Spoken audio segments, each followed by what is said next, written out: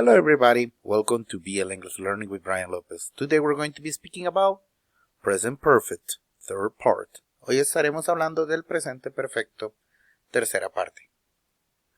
Questions, preguntas. Este video es sobre las preguntas informativas y las preguntas sí o no.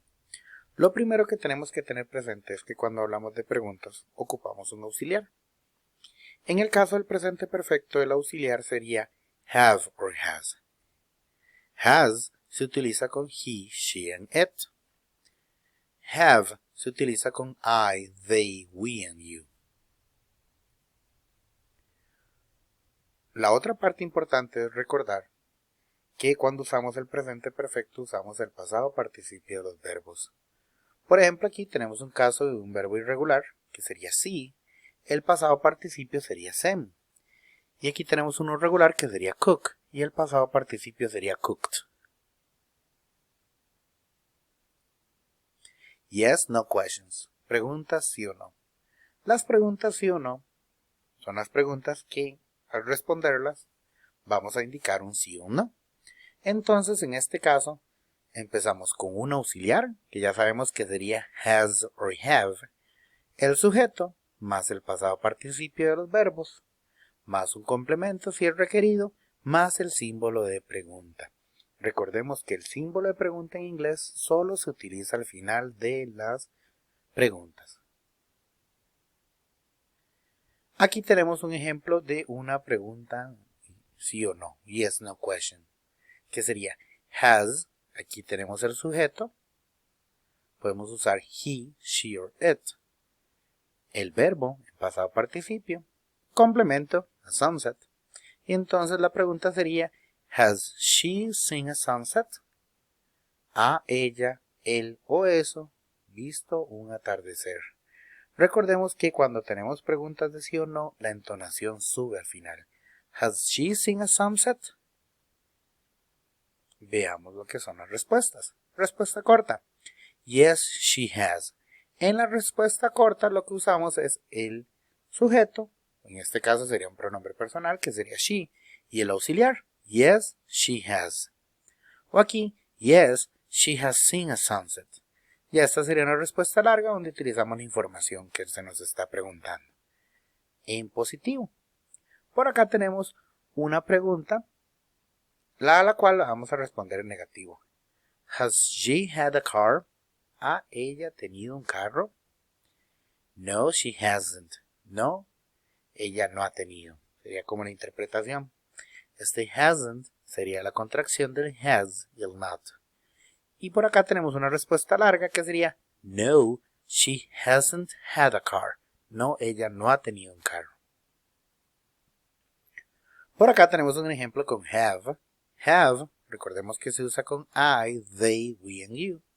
Por ejemplo, aquí tenemos have I, have they, have we, have you cooked dinner. Que en este caso sería como he yo cocinado la cena, preparado la cena. ¿Han ellos o ellas preparado la cena? ¿Hemos nosotros, nosotras preparado la cena? ¿Ha usted, ustedes preparado la cena? Entonces, en este caso, tenemos respuesta corta. Yes, they have. Respuesta larga. Yes, they have cooked dinner. Recordemos que aquí este have es el auxiliar. Negativo. Bueno, una respuesta negativa, corta, una larga. Pregunta que sería, have they read the news? ¿Han ellos o ellas leído la noticia o las noticias? No, they haven't. No, ellos no lo han hecho. No, they haven't read the news. No, ellos no han leído las noticias. Entonces recordemos que usamos el auxiliar, have not. La contracción sería haven't. Informative questions. Preguntas informativas. La pregunta informativa técnicamente es la misma estructura, nada más le agregamos una WH, una palabra WH al principio, que puede ser what, where, why, which, who. El auxiliar, has or have. El sujeto, pasado participio, complemento si es necesario, y el question mark. el símbolo de pregunta. Acá tenemos un ejemplo con has. Where has he, has she, has it eaten lunch? ¿Dónde ha él, ella o eso almorzado? Respuesta: he, she or it has eaten lunch in many places.